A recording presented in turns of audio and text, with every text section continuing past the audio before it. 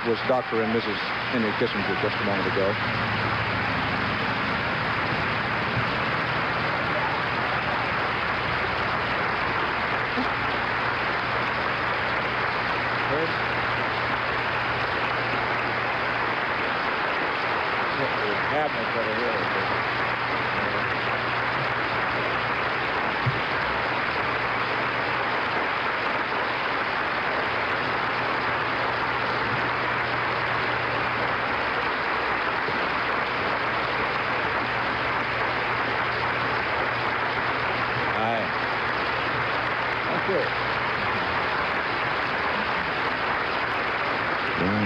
Tear in the president's eye.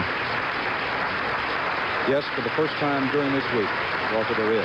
We did hear Dan last night at the White House when he met with the leadership of the Congress. After a rather emotional talk to them, he broke down and cried, and the senators all then cried, we were told. That shot just a moment ago, Fred Bizarre, to another of the president's lawyers. There's a marvelous picture.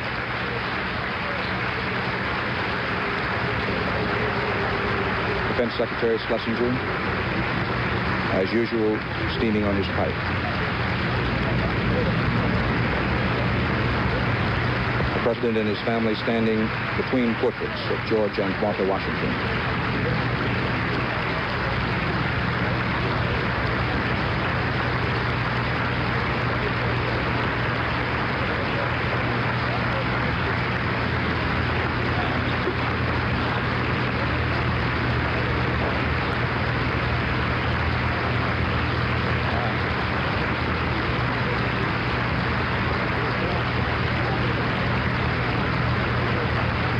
This lengthy standing ovation from members of the White House staff. Tricia, the president's elder daughter, standing at her mother's left.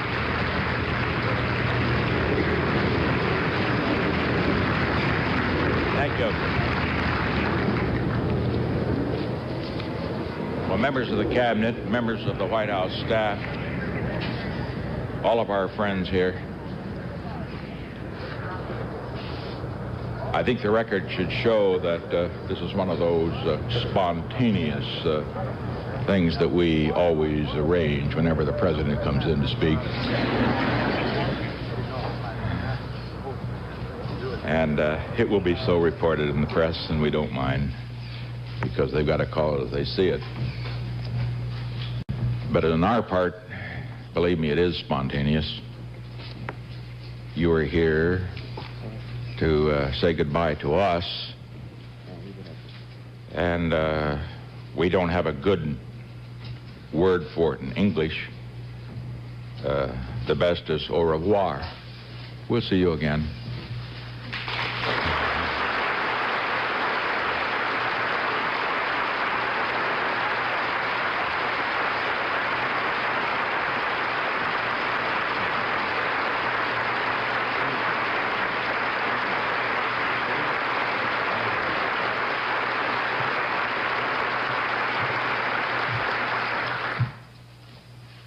I just met with the members of the White House staff, you know, those that serve here in the White House, day in and day out.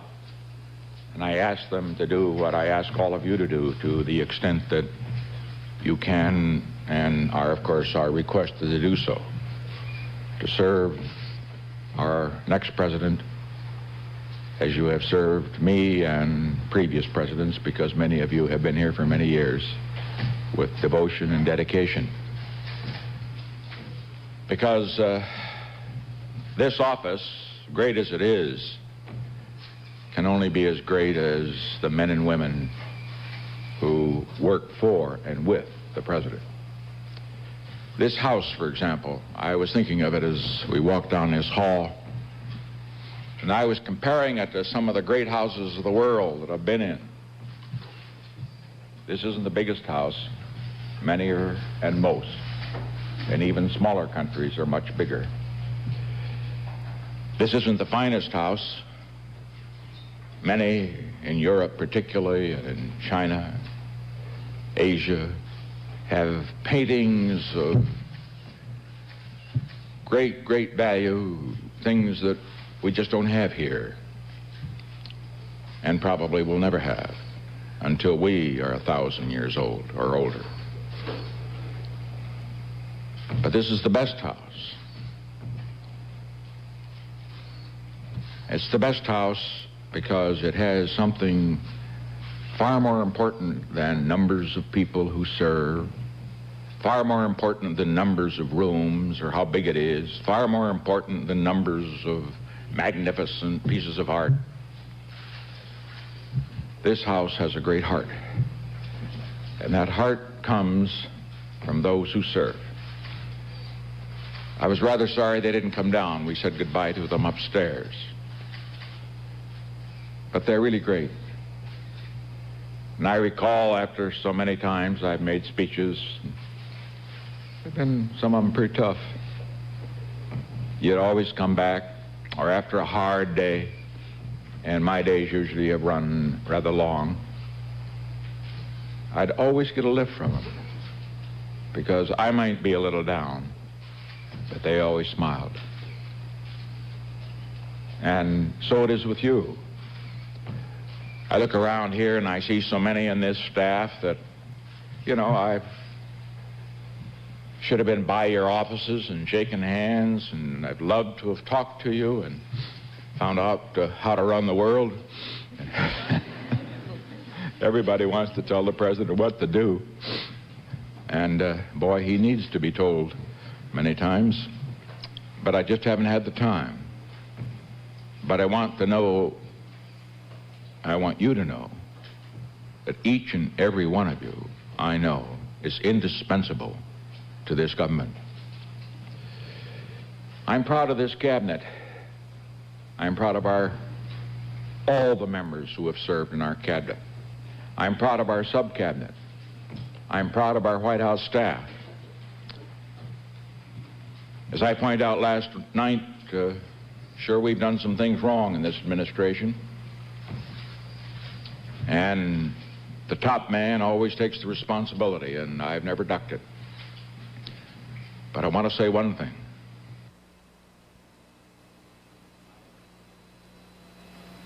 No man or no woman came into this administration and left it with more of this world's goods than when he came in. No man or no woman ever profited at the public expense or the till till. That tells something about you. Mistakes, yes, but for personal gain, never. You did what you believed in, sometimes right, sometimes wrong. And I only wish that I were a wealthy man. Present time, I've got to find a way to pay my taxes. And if I were, I'd like to recompense you for the sacrifices that all of you have made to serve in government. But you are getting something in government, and I want you to tell this to your children, and I hope the nation's children will hear it too. Something in government service that is far more important than money. It's a cause bigger than yourself. It's the cause of making this the greatest nation in the world, the leader of the world, because without our leadership, the world will know nothing but war, possibly starvation, or worse in the years ahead. With our leadership, it will know peace, it will know plenty. We have been generous, and we will be more generous in the future as we are able to. But most important, we must be strong here, strong in our hearts, strong in our souls, strong in our belief, and strong in our willingness to sacrifice, as you have been willing to sacrifice in a pecuniary way to serve in government. Something else I'd like for you to tell your young people. You know, people often come in and say, what'll I tell my kids? You know, they look at government and it's sort of a rugged life, and they see the mistakes that are made. They get the impression that everybody is here for the purpose of feathering his nest. That's why I made this earlier point. Not in this administration. Not one single man or woman. And I say to them, there are many fine careers.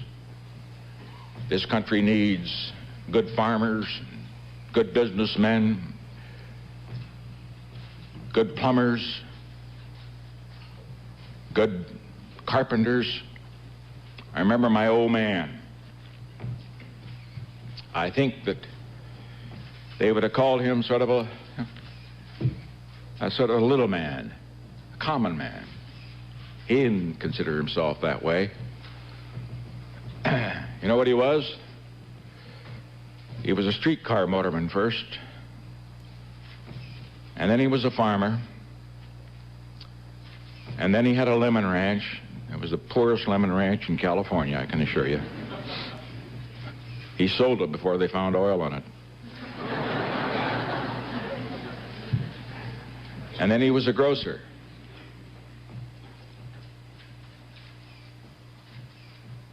But he was a great man. Because he did his job. And every job counts, up to the hilt, regardless of what happened. Nobody will ever write a book, probably, about my mother. Well, I guess all of you would say this about your mother. My mother was a saint.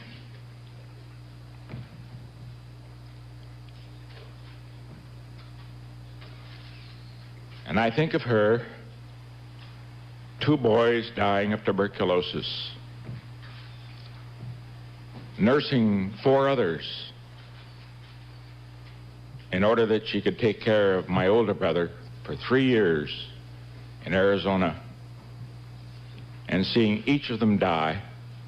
And when they died, it was like one of her own. Yes, she will have no books written about her.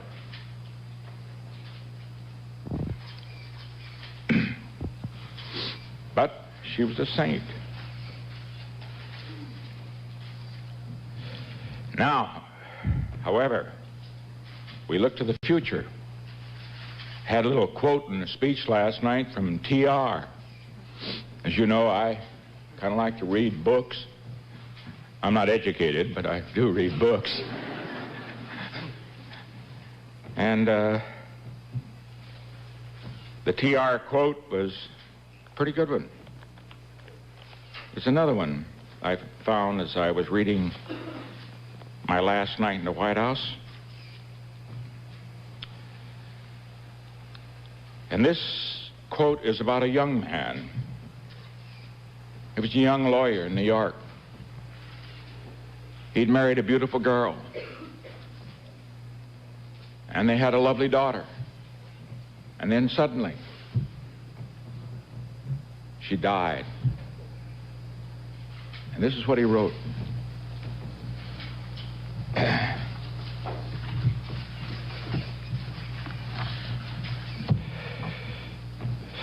This was in his diary.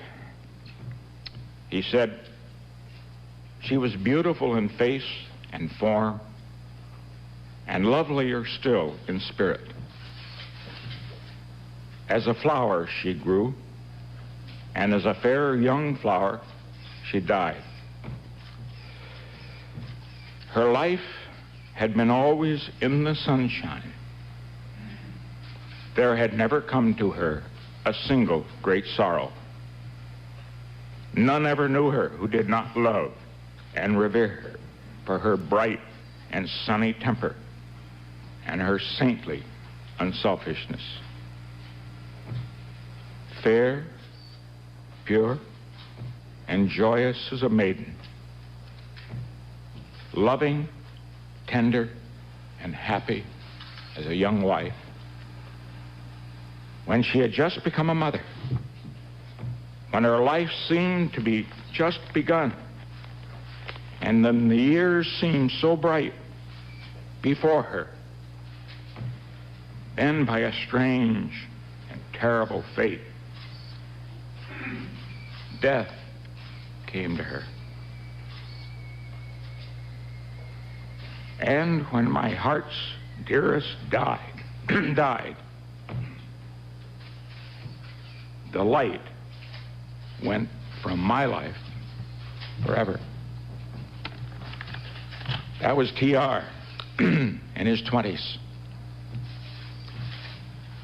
He thought the life had gone from his life forever, but he went on. And he not only became president, but as an ex-president, he served his country always in the arena, tempestuous, strong, sometimes wrong, sometimes right, but he was a man. And as I leave, let me say, that's an example I think all of us should remember. We think sometimes when things happen that don't go the right way, we think that when you don't pass the bar exam the first time, I happened to, but I was just lucky. I mean, my writing was so poor, the bar examiner said, we just got to let the guy through. We think that when someone dear to us dies, we think that when we lose an election, we think that when we suffer a defeat, that all is ended. We think, as T.R. said, that the light had left his life forever. Not true. It's only a beginning, always. The young must know it. The old must know it. It must always sustain us, because the greatness comes not when things go always good for you, but the greatness comes and you're really tested when you take some knocks, some disappointments, when sadness comes. Because only if you've been in the deepest valley can you ever know how magnificent it is to be on the highest mountain. And so I say to you on this occasion, we leave proud of the people who have stood by us and worked for us and served this country. We want you to be proud of what you've done. We want you to continue to serve in government if that is your wish. Always give your best. Never get discouraged. Never be petty. Always remember, others may hate you, but those who hate you don't win unless you hate them. And then you destroy yourself. And so we leave with high hopes, in good spirit, and with deep humility, and with very much gratefulness in our hearts. I can only say to each and every one of you, we come from many faiths. We pray perhaps to different gods, but really the same God in a sense. But I want to say for each and every one of you, not only will we always remember you, not only will we always be grateful to you, but always you will be in our hearts and you will be in our prayers. Thank you very much.